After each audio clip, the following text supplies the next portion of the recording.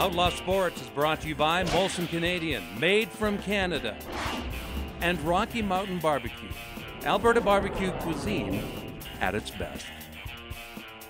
Is this a rapid fire or a semi-rapid fire? Semi-rapid fire. I don't feel I can go real fast anymore.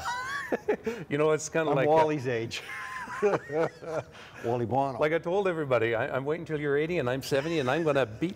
I'll miss that cane. I'll be a little better than Cap. When you swing your cane at me, I'm going to just come in and hit you hard, get in and out. Then I'll buy you a beer. That'd be good. That'd be good. That'd be good TV. As long as the camera's rolling, that's okay.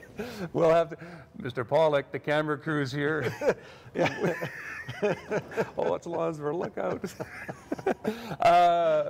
The CFL, other than the Cap Moscow fight, really kind of a disappointing year. I mean, it was really tough to get excited about the product on the field.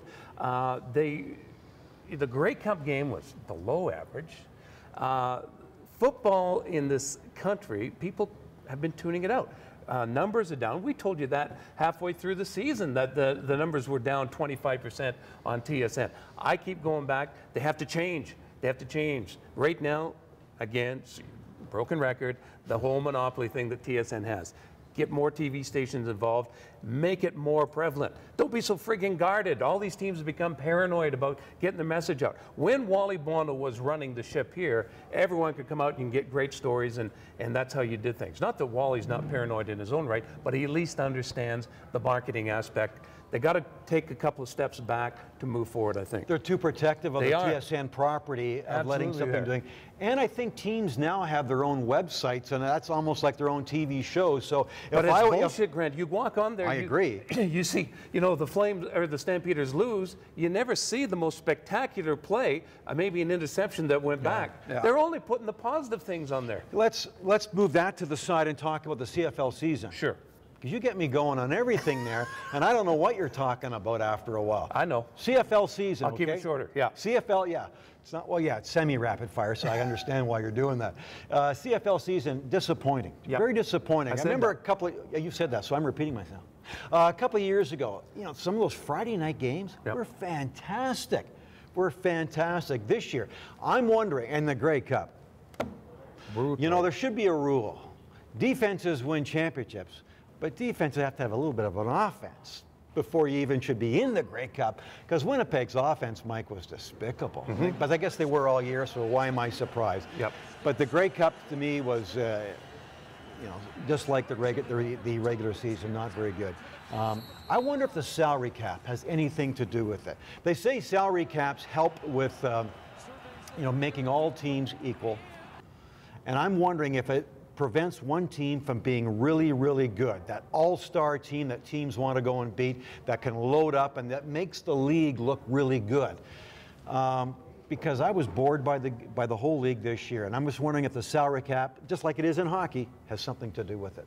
Could be, yeah. But they really, really have to reinvent themselves. I think. But you think it's all marketing? I'm wondering. Well, not always, Grant. But it just sometimes that whole 8-team league just kind of gets boring. It's the same old, same old. So, if the TV ratings go up, just because more people in Southern Ontario watch, does that make things better? No. No, it doesn't. They've really got to. How they fix the Toronto-Argo situation, that's the biggest glaring hole. Hamilton's making some strides. I mean, they're strong here. They're strong in BC. They're strong. Saskatchewan has a bad team, but they're still going to make money. They are strong here. I bet if you pressured the Stamps, or not pressure, but got the honest answer, I bet their numbers were down a little bit this year, though. Yeah. But still respectable. Or more than respectful. I'm just saying the lure isn't quite there. There was something missing this year. It was good, but it can be a lot better. And I think in this multi-channel universe where you can watch so much, where people can do so much more than go to a football game, that I'm wondering if they're missing the boat. And maybe that's where you're coming in, where if you open it up beyond one network to allow more people to help sell your product, perhaps that word gets out and it looks better. Because right now, it's stale. It is. And when you go up there and you're not allowed to shoot anything and you're only allowed a certain amount of access, I mean, how do you get that message across? What about the NHL, Grant? It's kind of a changing of the guard right now when you're looking at all the scoring leaders. As you were reading the list, and you were expecting all the Sedins to be up there, and yeah, I mean, it's not. Again, this kind of goes with the same thing. You want stars. I mean, Crosby's been hurt, so that's and him coming back last week was huge. Was huge. 4 points in the first night back. Was fun to watch. And then he steps back the second game, and he's pissed off at himself, and then bounces back again. And he's involved with elbowing and all this kind of stuff. So to me, that's what we need more of. But when you look at the beginning of this week and you see, well, Kessel's been there all season long. He's a great goal scorer for the Leafs. But there's Claude Giroux for the Flyers still there. Lupul from the Leafs, up from, did he play for Fort Mac? I think he's from Edmonton. And Vanek from Buffalo, and Chris Versteeg. Lupul from the Leafs, it sounds like a CBC show. Chris Versteeg, Florida Panthers. So those are your top 5 guys. No Daniel Sedin, no Henrik Sedin, no Ovechkin, no Steve Stamkos, no Corey Perry.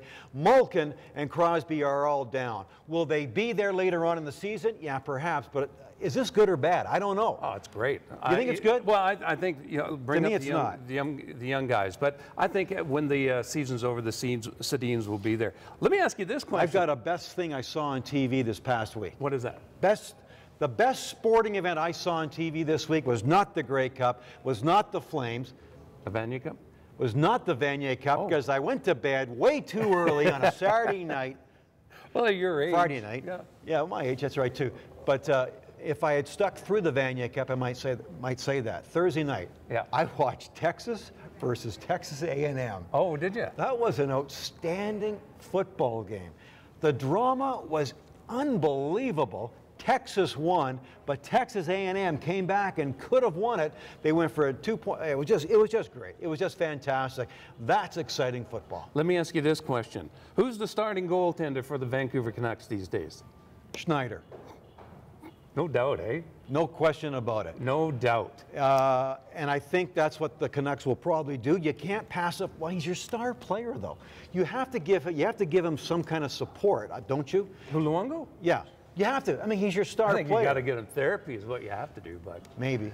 But you're paying these guys I know it's what they do and how they perform, but at some point you got to give him support and help him. Is he trade bait? Makes a lot of money for a lot of years. Yep. And if you go by what he's done in recent years in his performance, I don't think so. Yeah. So that's what I'm saying. The Canucks should work with him, make him better, because you're stuck with him. You need him. Yep. Again, therapy. One final question. I know you don't watch a lot of NFL, but this Tim Tebow. Why do you keep on saying that? Because you don't. I know. Tell me what. I know what went on this weekend. Okay, good. Because I don't watch any college ball. None. Except I maybe watch the Eagles and the Patriots. Tim Tebow's a great story. There's the story I'm going after. Why after. you keep on pointing at me? Because I want you to make this point. Why do you do that to me? It's a McJagger. I get a little defensive when you say, I know you don't watch a lot of NFL. This is the first time I've offended you? Mike, my job as a sportscaster is to be in touch with everything that goes on in the world. Do you watch a lot of World Cup downhill skiing? We're getting out of hand here. Forget it. Grant, in the Brazilian Grand Prix this week. Yeah, no kidding. But the Tim Tebow thing is a very interesting situation. The guy runs 22 times against San Diego. He doesn't throw much. He's 5-1 as a starter. They are threatening against the Oakland Raiders to be the top team in the AFC West. He's won. John Elway doesn't know if he's the answer long-term or not, but you have to admire what John Fox has done, and he's come up with a game plan, a college game plan for the guy to succeed. John Fox could be a candidate, not that he'll win, but for Coach of the Year, just because of what he's done. I agree with you 100%. I mean, because he's creating an environment for him to succeed, his player to succeed, as opposed to saying, this is what we do in the NFL, kid. You better learn to pass. This is what we're doing. We're not doing this college stuff, option plays and things like that. So to me, they're putting Tim Tebow in a position to succeed. What's he won, 4 in a row? Yeah. 5 in a row? Yeah, he's 5-1. There you go. Yeah. And he hasn't passed a whole lot, and I think the Broncos keep on winning. It's a great story. It's a great story from a quarterback who's not like he's not doing a Peyton Manning kind of thing. Yeah. I think it's fantastic. The only thing. So I do watch the NFL, damn it. The only thing I don't Sorry, like about guys. the guy. Come on. The fourth race is about to start, and I've upset their betting. have your beliefs, but you don't have to bring it to the podium all the time. Long term, we don't know what's going to happen there Yeah. in Denver, but short term, it's smart to do. Yeah. Can utility be a poster? Can utility keep you up at night, dreaming? Can utility put thoughts in your head? Depends on what you mean by utility. Introducing the new Porsche Cayenne and Cayenne S Hybrid. Lighter, more agile, more efficient. More Porsche than ever.